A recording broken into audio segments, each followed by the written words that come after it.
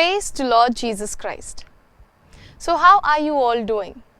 I hope you all are doing fine. Let's begin our today's session with a small prayer. I request all of you to join your hands, close your eyes and be in a prayerful mood. Abba Father, we give you thanks for this beautiful day that you have given us. Thank you for bringing all of us together for this session. Bless each and every one of us. Keep us safe in your mighty palm. We bring to you, O Lord, our parents, teachers, and each of our friends who are attending this session. Send your Holy Spirit upon us so that we understand whatever we are going to study today. We offer this prayer in your loving name. Amen. So dear students, I welcome you again for this new session of Catechism class. In our last session, we were discussing about the 7th commandment, which says, "You shall not steal." I told you about the quote and the teachings of St. Paul, who quotes that one should not steal anything from anyone. Instead, should give what we have. Yes, anything that we have in abundance and we do not give it to the one who is in need is equivalent to stealing it. The tendency of being greedy to what we have and what we need will always be like an obstacle that would never allow us to practice this teaching of Christ, that we should not steal anything from others. We were also discussing about how stealing is always considered equal to stealing of money. Yes, we do have this habit of keeping little amount of money which does not belong to us. So these little amounts might or might not later on lead us to a habit of stealing larger amounts. So your catechism textbook teaches that wealth is a gift from God. So we as individuals should not use it unjustly. I told you the word of God from the book of Genesis chapter 1 verse 28, which says, "Wealth is meant for man's use." So using wealth in wrongful ways or not sharing it with the needy is a violation to 7th commandment. I explained about the public and personal wealth. You remember? Yes. So when it comes to your personal textbook, or if somebody steals away your personal textbook, that is a personal wealth of yours. What about if somebody steals away the piggy bank or the money collection of your classroom? That is a public wealth where all of you are contributing to increasing the amount in that piggy bank. So if it is your textbook or if it is the public piggy bank, in both the cases, if both of them get stealed away or stolen, you feel bad about it. So yes, this is the major difference between public and personal wealth. I also told you about the inner meaning of stealing. So stealing doesn't just mean stealing of money always. You can steal away somebody's idea and show it as your idea. You can present something which somebody else must have done and show it as your creative or creativity which you have done. Like somebody, you can confuse other people saying that this is done by you, which is not. So you are stealing away somebody else's credits. Also, if you are irresponsible towards things which belongs to a community or which belongs to the society, thinking that, oh, this doesn't belong to me. So again, you are violating the 7th commandment. I also told you the story of Esau and Jacob, where we heard how Jacob stole away the first elder son's birthright from Esau. Now, what are we going to do today? Today, I am going to explain about the concept of justice. So, you all must be wondering, what exactly is this justice? So you must have heard about justice when it comes to court, law and everything. You must have heard people screaming also that we want justice at various other platforms. But what exactly is this justice? So justice is nothing but an understanding of right and wrong and acting according to that. Saint Thomas of Aquinas say that the virtue of justice can only be practiced when one is aware of his or her due and understands that the due has to be returned.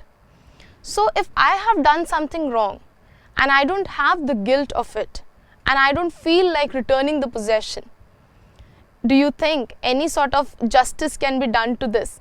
No, until and unless I become aware that there is some possession which I have to return, I cannot do justice to the other person whom I have to return something.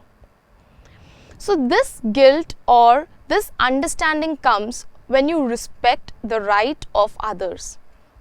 One's right becomes another's duty. So if I have taken something from someone, I am supposed to return that to the owner. When I return it, it is the right of the owner and it is my duty. So that is why it is said, one's right becomes another's duty. Take the example, worshipping God the Creator. Yes, it is our duty to worship God the Creator. Giving wage to one who works for you. So if somebody is working for me, I am supposed to give wage to that person. It is my duty. And to receive that wage is that person's right. Parents are to be respected. Yes, again, it is the duty of the children to respect their parents. We studied this earlier in one of our chapters.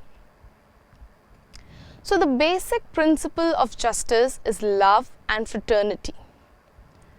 Let me tell you the parable of Good Samaritan, where one person was traveling from Jericho and he gets badly hit and thrashed by few people.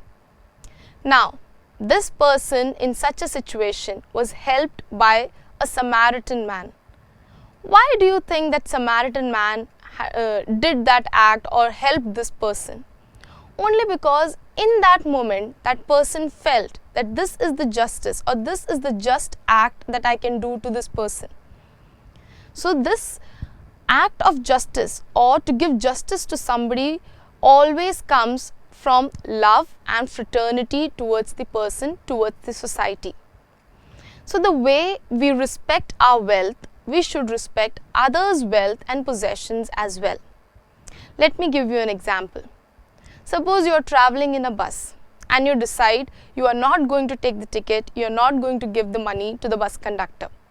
Somewhere you are going away from doing your duty and also you are not letting the bus conductor to practice his right.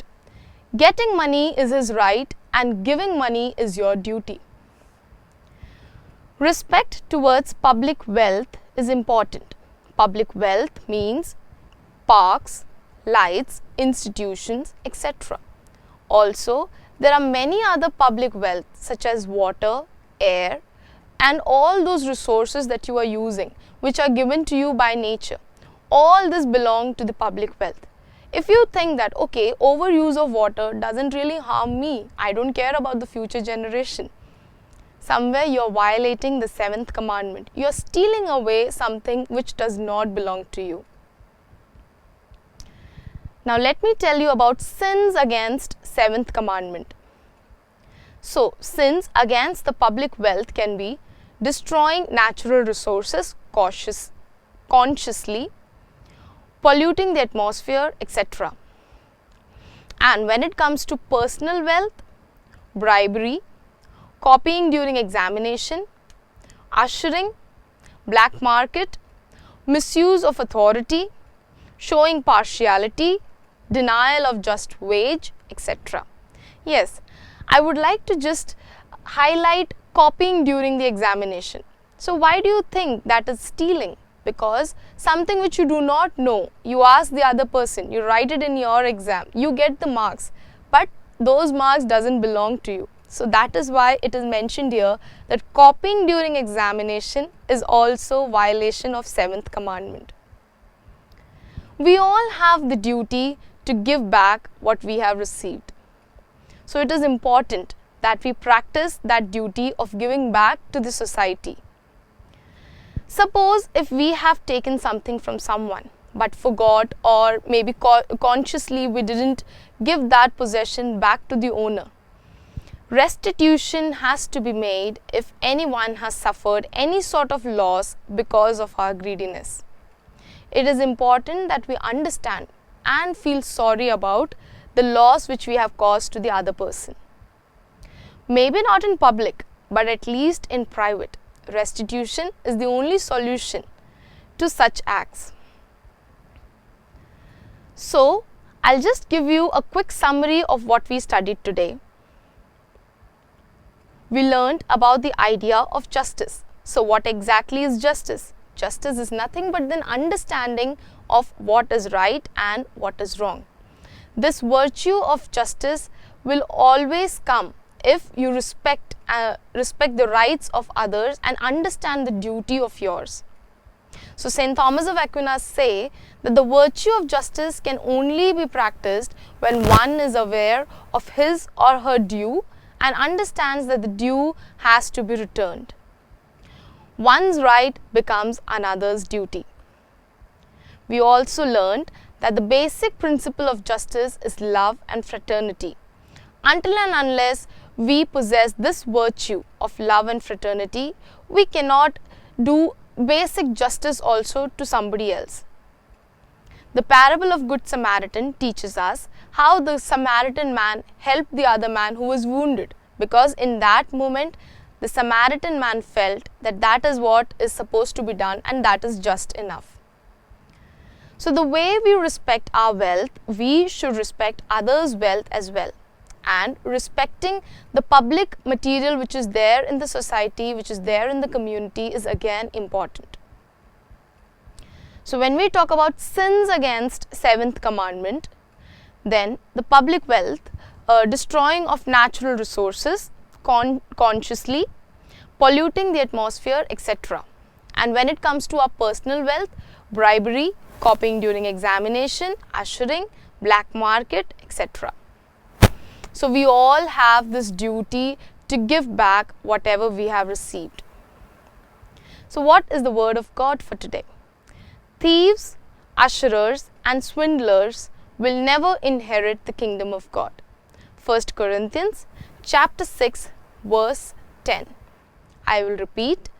Thieves, usherers and swindlers will never inherit the kingdom of God. So we have to make sure that we don't become thieves, usherers or swindlers, because we all have to go to the kingdom of God. So the activity for you all today is, your actions should be just actions, should not misuse any of the possessions. Yes. So now you all can live in a bit of a conscious state where you should understand. So whatever action you are doing should be just enough and it should not violate the 7th commandment in relation to personal wealth or public wealth. So on that note, I would like to wind up with our today's session. Thank you.